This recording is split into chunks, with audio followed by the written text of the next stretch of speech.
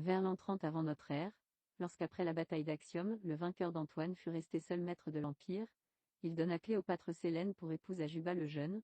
son compagnon d'armes, et lui rendit à cette occasion le royaume de Numidie dont 15 ans auparavant Jules César l'avait déshérité.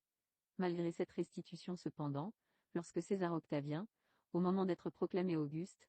partagea avec le Sénat et le peuple l'administration des provinces du monde romain, la Numidie, si l'on s'en rapportait du moins à la liste que donne l'historien Dion Cassius,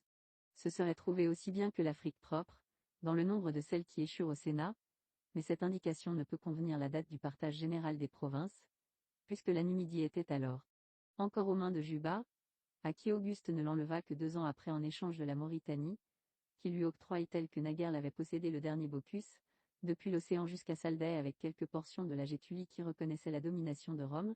Les Gétules, mécontents de cette disposition, résistèrent d'abord sourdement, puis s'insurgèrent contre leur nouveau maître,